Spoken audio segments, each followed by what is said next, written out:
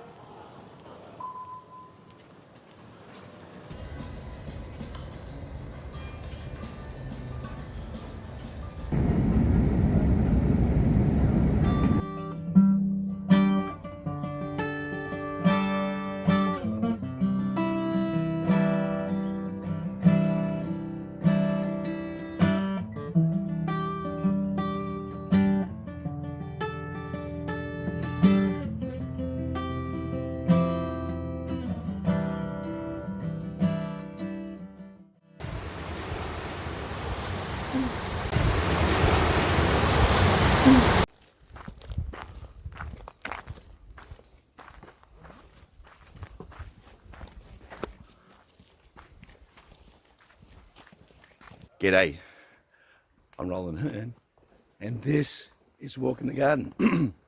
Got a couple of really good friends that have taken us for a drive south of Hamilton to this beautiful spot, and I'm just about to catch up with them and say hi and have a chat with them. So this is absolutely beautiful. That is beautiful. There it comes, Sam. Hey, look, there's Roland. Hey guys, how you doing? Hey, Good. how are you? Good. Hey, I'm glad I finally caught up. Yeah. This is spectacularly beautiful, isn't it? Yeah, I it's mean, incredible, is so incredible beautiful. place. This is God's creativity at its very best. This is awesome. It It indeed it is is. amazing. Thank you. Yeah. Well, this is really, really beautiful. Before we go any further, why don't you guys just introduce yourselves so we know who we're talking to? Sure. I'm Elizabeth. Um, I'm Clinton. I'm Jaron.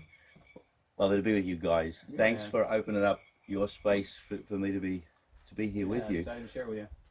Yeah, it's beautiful. I mean, it's staggeringly beautiful. So what is this called where we are?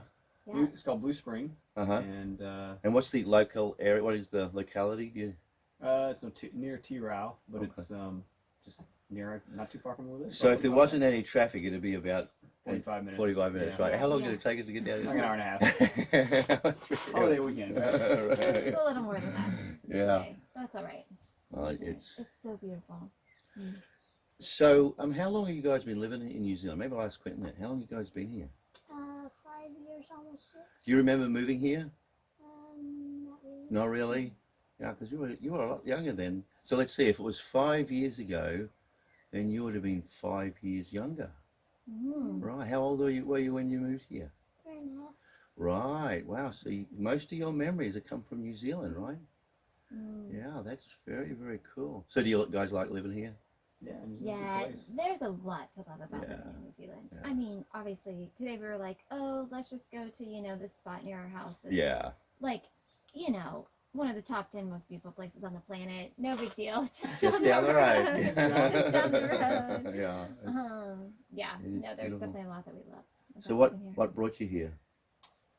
Yeah, well, we just were pastoring in the U.S. and got a call about coming here and felt like it was the right thing for us. So we pastor a church here and do some other stuff too. But So was there anything specific about New Zealand in the first place? Oh yeah, let's go to New Zealand. I think we thought we would always say, what if? Like, we would always wonder, man, what if we had done that? And that we would have more regrets staying and wondering than taking the leap of faith. Right. yeah, that's really how it felt. Yeah. Yeah. Yeah.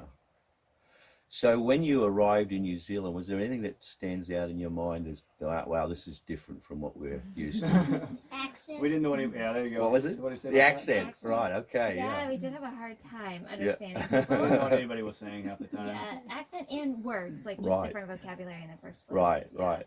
Yeah. So, yeah. We're doing pretty good now. Every now and then. Yeah. Still a few things. And then honestly, like finding things, either like things were harder to find, or they were more expensive, or they were called something different. So this happened at the grocery store and at the hardware store, things like that. Okay, yeah, So yeah. there was a big learning curve, Yeah. especially in those places. So you went and asked for a wrench and they said, what are you talking about? Standard or something, right? Yeah. I went to the hardware store with one of our friends from the UK, Uh-huh. and I had a word for the tool I needed. He had a word for the tool he needed, and the Kiwi guy had a different word. And there's two words in each thing, but when we all together figured out what we needed, it's kind of crazy. Translating the English language, Took a lot of yeah. us. Yeah. That is cool. That is cool. So how have you found getting on with the people here? Are they easy people to get to know? Yeah, it's really been. Are you off? All right, fair enough. It's been really easy. It's great for us who live in a neighborhood that we love, and getting along with people has been really great. We live in a neighborhood we love with lots and lots of kids. It's 1 block away from Clinton School, and we're able to just build a lot of community and have a lot of relationships that way. I think that type of thing helped us feel settled fairly easily. Yeah, lots of great people in the neighborhood. Clinton School is just a little walk away, so we went to school every morning. Don't have to get out of the car. Church is just really close too, so our whole life is in one little area, Yeah, at it's least in about Hamilton. a 1 kilometer kind of radius, or kind of the majority, probably 85% of our life. Right. I love that Wow. kind of community. It's like a village, yeah. Yeah, kind of. Yeah, sense, that's yeah. awesome. That's awesome.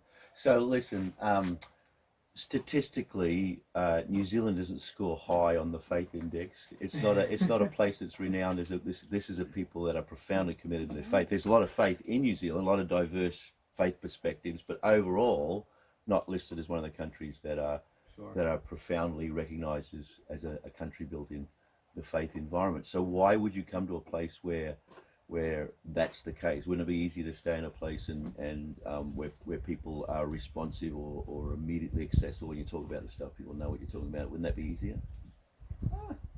There's some things about that to be easier. But at the same time, when you come to a place like this, you get to be a part of the community and a part of people's lives. Right. And have to trust that God's at work. Right. Even in the places that we Right. don't always see. So, and there's a lot of blessings in those Yeah. relationships Yeah. as well. So we've had a good time. Yeah. So if your primary concern is growing a large church quickly, or kind of statistical measures, yeah, this would not be the place to come for Right. that. Right. However, God is at work everywhere Right, in the world. right. And if only we have eyes to see it, and if only we're willing to participate in Yeah. that. And it's not always in a statistical mode. Right. That these are real people that God loves and Right. sees. And so our job is to show up here and be present in love that, that. and point out the ways that God is already at work. Right. Yeah, see the ways that God's at work. Right. And get along And with them. be able to see that God's working even in Yeah. these little ways, little interactions, little conversations, just life with people. That's so much reflective of what I'm trying to say in this journey, as this walk in the garden, is that so many people think about God in terms of cognitions and statistical representations and doing God's will. That God says this is what you have to do, and they got to do it because God said it. But if the journey in the garden means anything, the walk in the garden means anything, it's coming to that space that is ultimately relational. That finding the relationship is finding God, and that as you live in those relationships with people and you become representation of faith, then that is the faith journey. That it's not about making people think the same way. It's about living life with people in a way that embraces them and reflects the core values that you have. So, one word answer: what's at the center of the motivation of all of that? Certainly love. Yeah. I mean, that's what drives that, and what is compelling. Yeah. about that.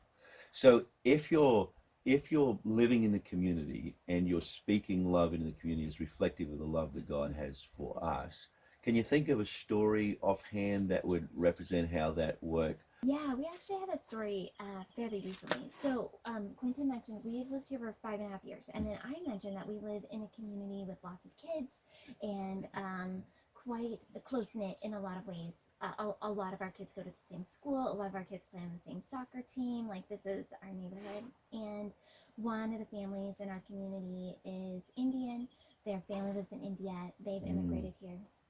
And recently, the mother of this family, her dad died of COVID in India. Wow. And obviously, here in New Zealand, we can't travel there. She can't go be with her family. The COVID outbreak was horrible at that point in India. And I just reached out to my other neighbors in the community who are predominantly, I would say, secular humanists, like not a context of even how do we respond in grief. And I said, hey, friends, let's begin by providing some meals. Let's care for our friend. Let's rally around her and help her know that she's not alone. She's going. So wait, just let me pause to clarify. You didn't get your church people to do this. No, You're working no, with the community that you're Yeah, actually with living our in. neighborhood, All like right, those cool, are our friends. cool. Yeah. That's cool. So and they were all like, oh yeah, we just had no idea where to even begin. But they rallied around her, and everybody said, I've got this night, I've got this night, I've got this night, and packed them full of food for starters. And every person that showed up at her door, our friend said, everybody said, just remember you are not alone. Wow. Just remember we are here with you. Wow. And so then as her family said, okay, we need to do something. And she said, I want to have a remembrance for my dad. And so I was over just chatting to her, and she said, Elizabeth, can you help me plan a remembrance? And I said, sure. We actually frequently do remembrances for people who have died overseas, whose It's loved pretty ones common live in our here. congregation for that to happen, Because we have a yeah, lot of multiple immigrant times. people as a part of our congregation. So this is actually something that we do fairly frequently. Right. The deceased person lives in another country. We want to honor their life here, even though no one else here knows them. Right. And so I said, yeah, this is something we can definitely do. And as the conversation evolved, she said, well, my family in India is going to join online via Zoom. And Jeremy made that possible. And she said, my sister in the U.S. is going to join online via Zoom. And she said, Elizabeth, I'd just like you to do what you do. Like, do some prayers, however you do that. And our neighbor's Hindu. Her family is Hindu. And so I wanted to be really respectful of that, but invite them into a space where they truly experienced love and had space to grieve this beloved child of God and this father, this grandfather. So I said, it sounds like there are a lot of people from our community that would want to be a part of this. Would you like to do this at the church? And she said, you would be willing to have it there? Oh, wow. I said, yeah. And so my neighbors, these same neighbors, they showed up, and her work colleagues showed up. And then actually at that point, a few people from our church came to help just serve in the kitchen. Right. Just to help make sure the food was set out, and the coffee and tea were ready. And we had, in essence, a funeral for this man that I have never met, who died, I don't know, 10,000 miles away or something. I don't even know how far that is. And in that, not only did our friend and neighbor feel loved, but her family that is so far away felt loved and cared for. And at the end of that, they said, I don't think we're going to need to have another funeral when everybody can travel here again. We have remembered our dad and husband's life well. And I think that is love in action. Yeah. It says, here's how we can Offer what we have.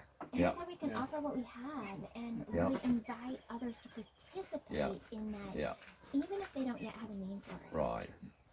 And even when you think about it, even the church building itself then becomes not a place where people do activity of church and talk about things that they believed to be true, but it's actually a space in the community where the community is being served and valued and loved. So that's a beautiful story. You hit on something really important there that we think is really important.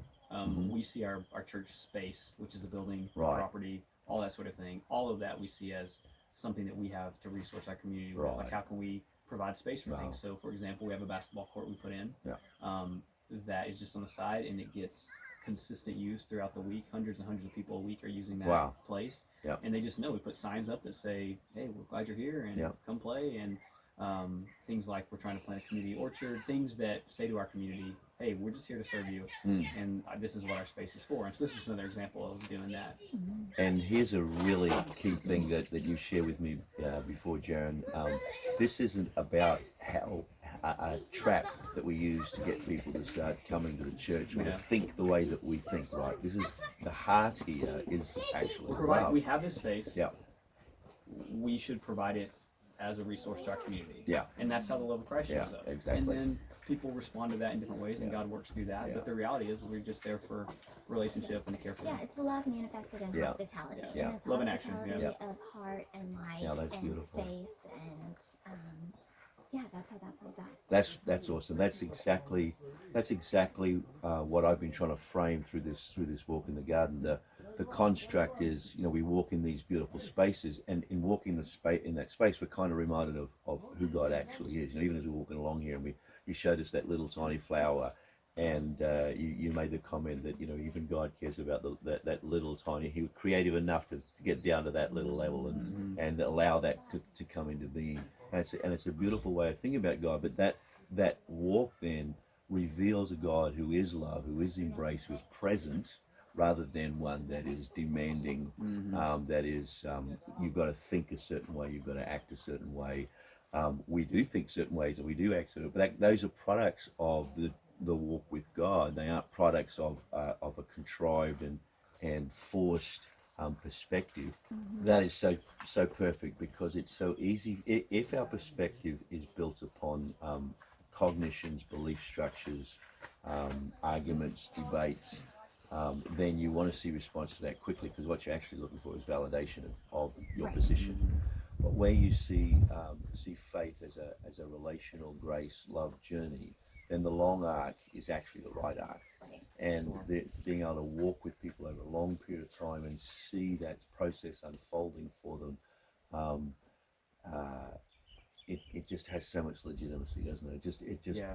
It feels right for us, even as we take this journey. There's this sense of this is pleasing to God. This is how God works, and it's the way He's worked in creation for millions of years, and just present in the whole process. And we get to see the product of that here. Yeah, I think in the same way, I was just going to say, this particular space for me is an articulation of God's invitation to us. Right. It invites us, I feel like, when I come here, like the veil between heaven and earth is very thin. Right. And it invites us into that relationship and just stillness of spirit. And so it's a tangible example of that. Yep. Well, that's perfect. Well, thank you so much for bringing me down here and showing me this incredibly beautiful place. That the water, is so crystal clear, and we're able to see the sign. I think I'll put some of it on the video where it says it's actually the process of seeping up through the rocks over 100 years that clears out all this stuff, so it becomes this blue, beautiful thing. And it's just such a wonderful, wonderful space in. So thanks for bringing me here, and thanks for walking in the garden with me. And I'll see you next week as we continue to walk in our garden. See you then.